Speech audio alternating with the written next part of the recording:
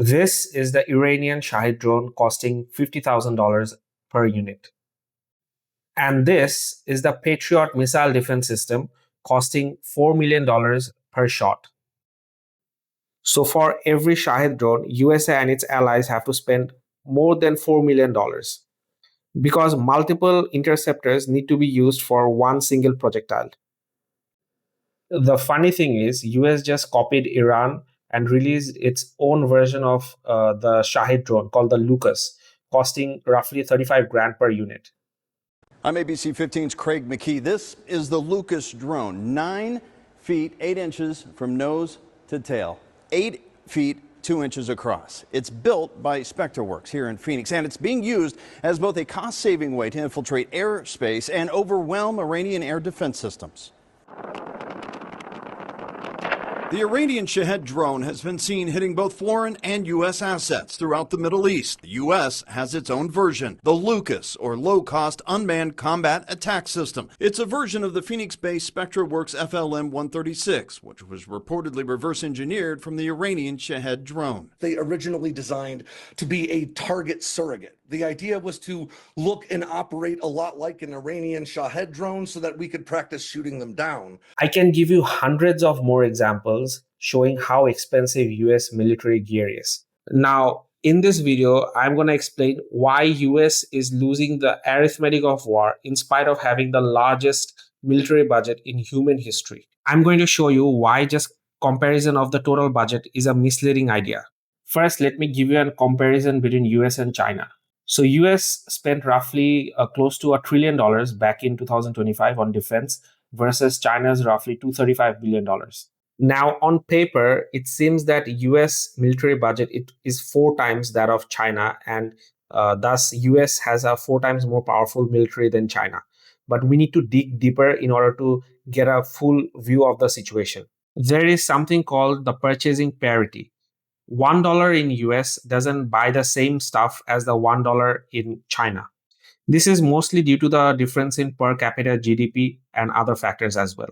For example, if a ship costs $100 to make in China, then it would probably cost $400 or even more to make in US due to the difference in labor cost, material cost, and other factors. So I have created a cost comparison of military hardware and also personnel cost for between US and its primary adversaries, Russia and China. So first of all, as you can see, the annual personnel cost is significantly higher compared to its adversaries, especially if you compare it with Russia. This is for US and this is for Russia. Now let's move on to advanced artillery. In case of advanced artillery as well, you can see it's significantly higher. In China, it costs $3 million, and in US, it's more than 3 times. Now, let's move on to other hardware as well, like attack helicopters, attack submarines, missile destroyers, tanks, and stealth fighter. So, stealth fighter is the only exception in this list because J-20 is still in a developmental phase, and due to economies of scale, F-35 enjoys a cheaper price. But this is an exception, as China builds more units of J-20, their latest stealth fighter. Their cost is expected to come down significantly. So United States is like a heavyweight bodybuilder trying to compete in a boxing match.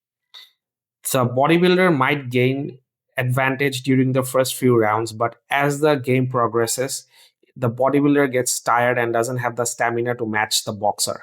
US is currently relying on brute force, absolute brute force. China is quietly building their capacity and their capabilities over time. Now, this is just tip of the iceberg. I have just compared the costs, military hardware costs between US and its primary adversaries. Now, let's compare the production capacity.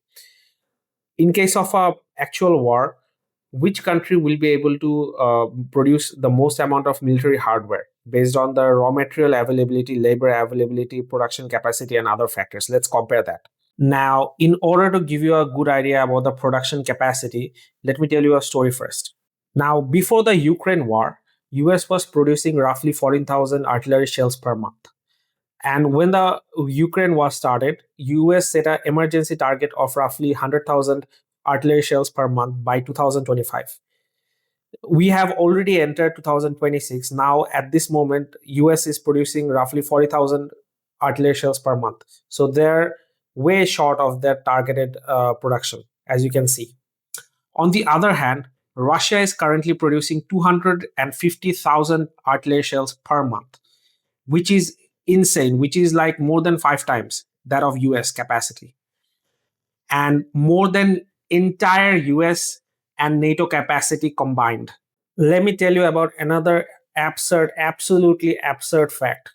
Did you know that US has not produced even 1 pound of TNT since 1986?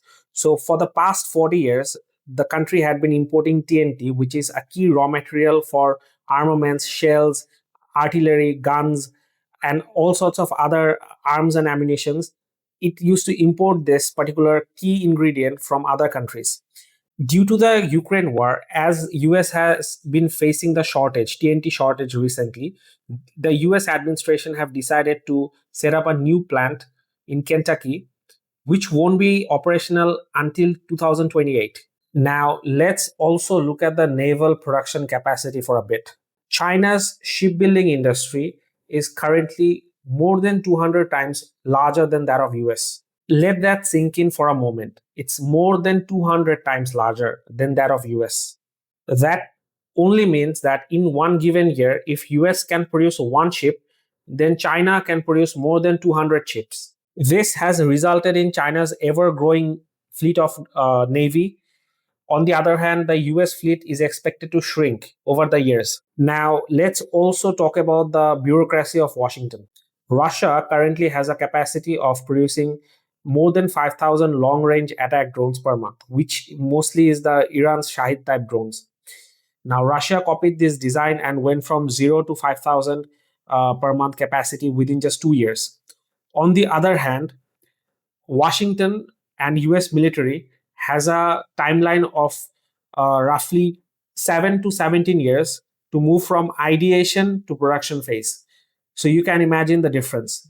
On one hand, you have Russia, which takes roughly 2 years to move from ideation to production. And on the other hand, US takes roughly 7 to 17 years. The difference is huge. The bodybuilder's lack of nimbleness makes it a very easy target for its opponents.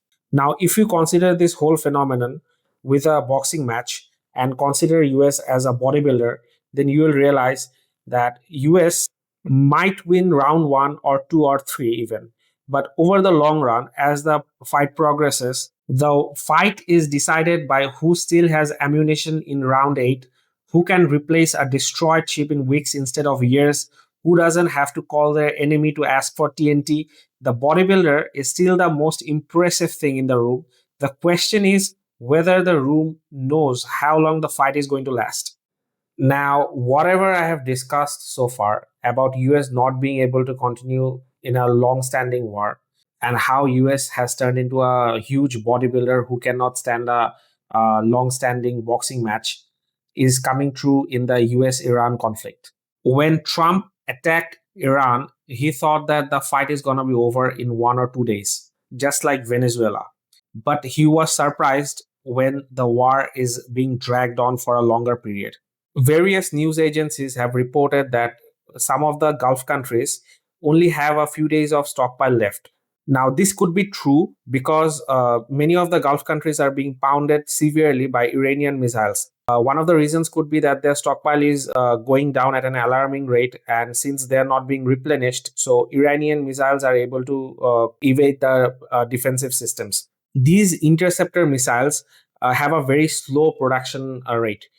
So over the long term, if this war drags on for a longer period with Iran, and US is unable to replenish the stockpiles in a timely manner for its allies, and Israel for its allies in Gulf states and Israel, then it will be severely problematic for the Gulf countries and Israel.